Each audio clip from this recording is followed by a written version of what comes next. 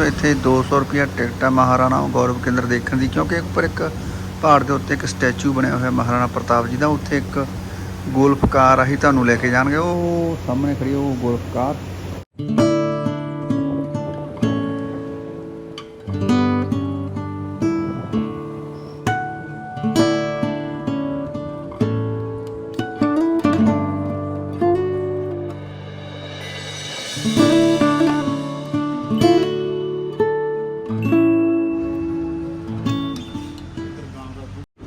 सामने लगे हुआ जी महाराणा प्रताप जी का बुत, जो कि तुसीं आप ही जानते हो बहुत बड़ा एक महाबली योद्धा महाराणा प्रताप। हल्दी घाटी का युद्ध महाराणा प्रताप जी नाल जुड़िया हुआ है। हल्दी घाटी भी तुहानूं विखावांगे, पर एक बार देखो महाराणा गौरव जिहड़ा केंद्र है ये उदयपुर। ये तुसीं देख रहे हो महाराणा प्रताप जी का युद्ध का सीन, जिहड़ा हल्दी घाटी दे विच इस तरह का एक महा संग्राम होया सी।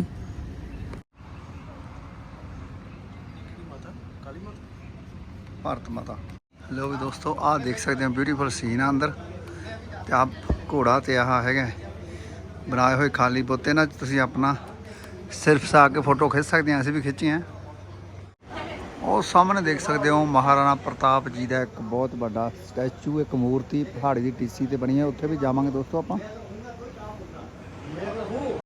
इत्थे एक गाइड आ गया जी, इन्हां दा सरकारी बंदा, ते आ सारे टूरिस्ट खड़े हैं, ते आपां भी वो चले हैं लेडीज गाइड के नाल अंदरों इतिहास जानने लई।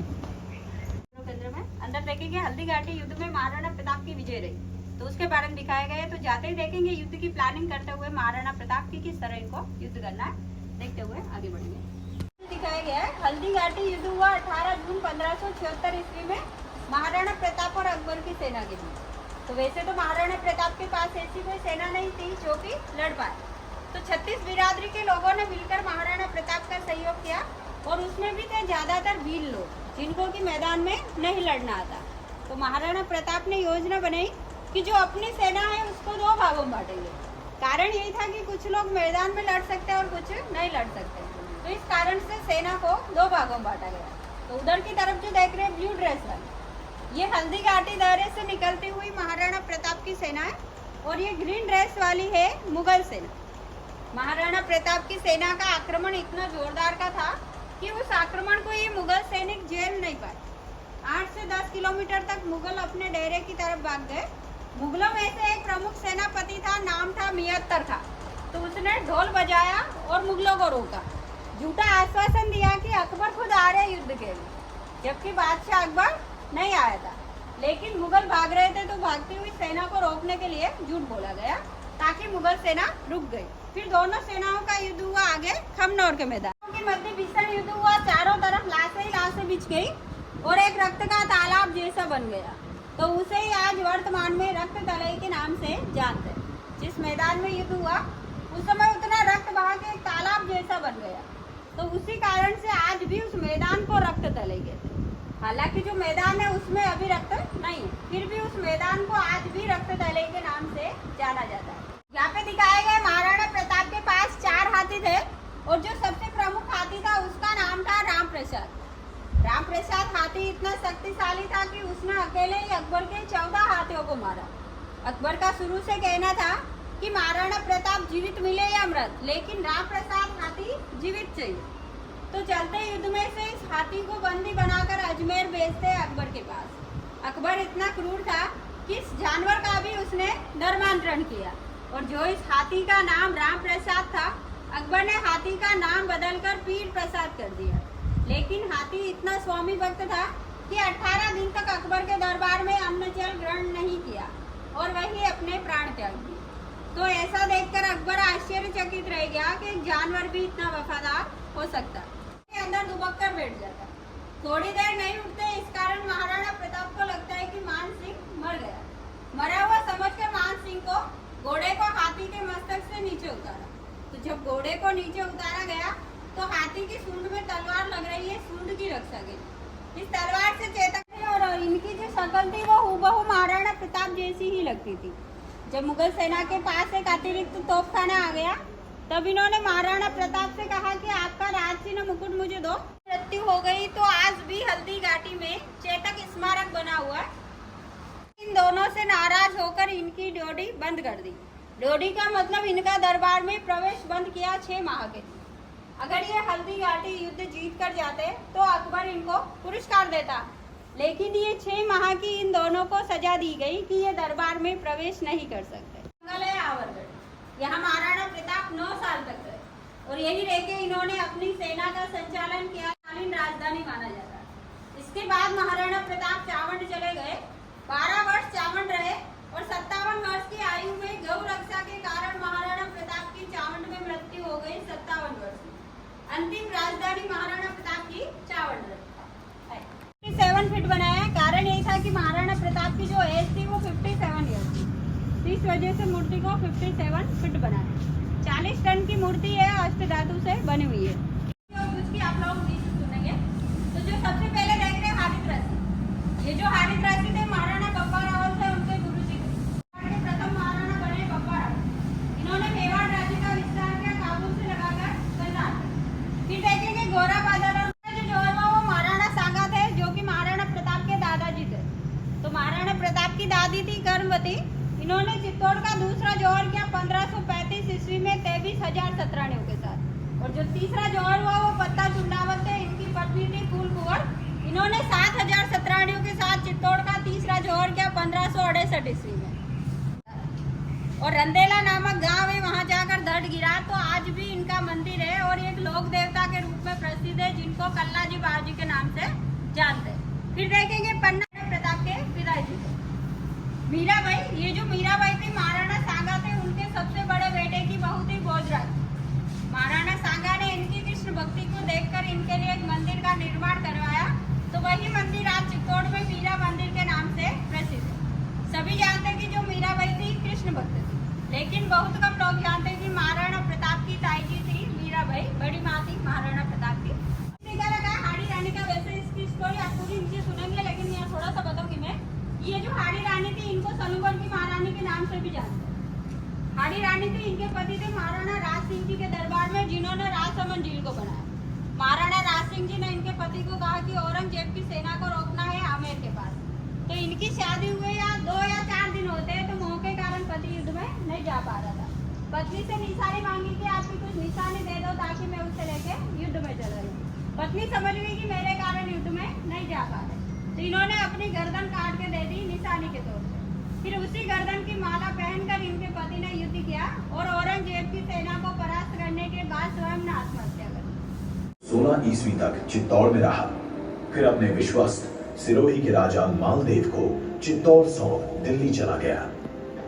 पूरे 23 वर्ष चित्तौड़ पराधीन रहा। सिसोदा के हम्मीर ने हुआ यूं कि एक दिन सिसोदा के युवराज अपना जीवन लगाया था और संपूर्ण पाकिस्तान हमारी प्राचीन सभ्यता का स्थान है। चीन की गिद्ध दृष्टि ने इसे नोच लिया है। हमें इसे फिर से प्राप्त करना है। भारत का मुकुट कश्मीर हमारा अविभाज्य अंग है। अमरनाथ, वैष्णो देवी, बद्रीनाथ, केदारनाथ, हरिद्वार, ऋषिकेश आदि पवित्र तीर्थ यहीं पर हैं। यह देवभूमि है। नेपाल का पशुपतिनाथ मंदिर हिंदुओं का आराध्य स्थल है। नेपाल हिंदू राष्ट्र है। बिहार में पाटलिपुत्र हमारी प्राचीन नगरी है। यहां की पावन भूमि में भगवान बुद्ध ने लीलाएं की हैं। बोध गया में उन्हें आत्मज्ञान की प्राप्ति हुई थी। तीर्थंकरों की पावन परंपरा का निर्वहन कर भगवान महावीर ने पावापुरी में अपनी इह लीला की। यहां अनेक जैन तीर्थ स्थित हैं। नालंदा हमारा प्राचीन विश्वविद्यालय था। बख्तियार खिलजी ने जब यहां के पुस्तकालय को जलाया तब 6 मास तक जलता रहा। कितना विशाल रहा होगा ये पुस्तकालय। उत्तर प्रदेश में गोरक्ष पीठ एवं प्रयागराज हमारे प्रमुख तीर्थ हैं। यहाँ रामानंद, रैदास, वाल्मीकि और तुलसी जैसे श्रेष्ठ संत पैदा हुए हैं। यहाँ हिंदुओं के आराध्य स्थल अयोध्या, मथुरा तथा काशी पर विदेशी मुगलों ने कब्जा कर मस्जिदें बना दी। इन मंदिरों की रक्षा के लिए अनेक युद्ध हुए, लाखों हिंदुओं ने बलिदान दिए। हमारे पुरुषार्थ से आज उनका अस्तित्व शेष है, किंतु पूर्ण रूपेण ये स्थान प्राप्त कर मंदिर का निर्माण होना बाकी है। लाखों हिंदुओं के बलिदान को स्मरण कर यह कहना ही होगा, सौगंध राम की खाते हैं, हम मंदिर भव्य बनाएंगे।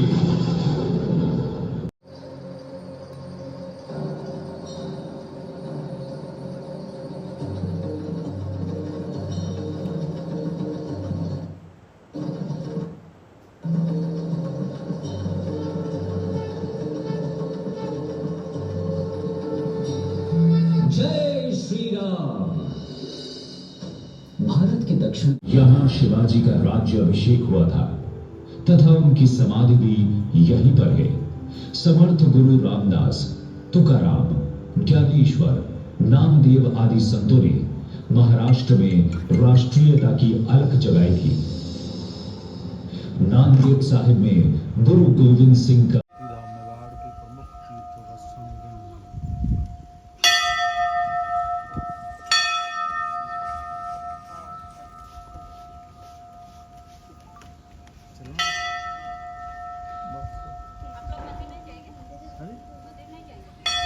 जाते हैं।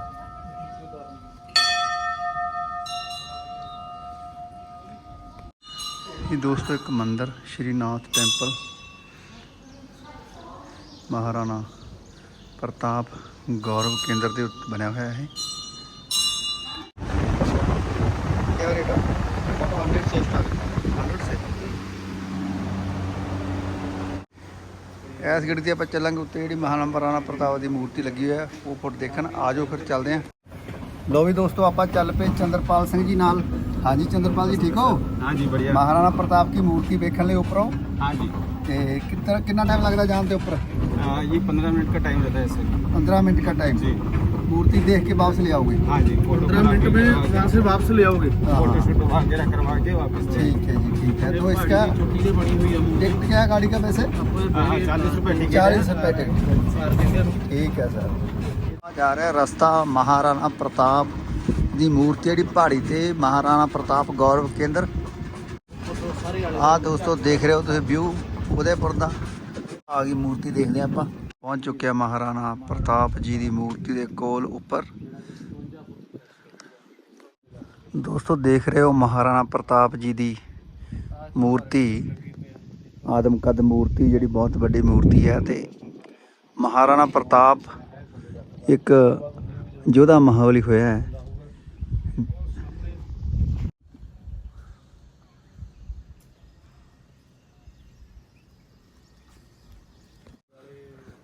ਲੋ ਵੀ ਦੋਸਤੋ ਇਸੇ ਮੂਰਤੀ ਦੇ ਉੱਪਰ ਪਹਾੜੀ ਤੋਂ ਦਿਖਦਾ ਉਦੈਪੁਰ ਸ਼ਹਿਰ ਦੇਖ ਸਕਦੇ ਹੋ। ਪੈਰ ਫੁੱਲ ਵਰਗਾ ਢਿੱਲੋਂ।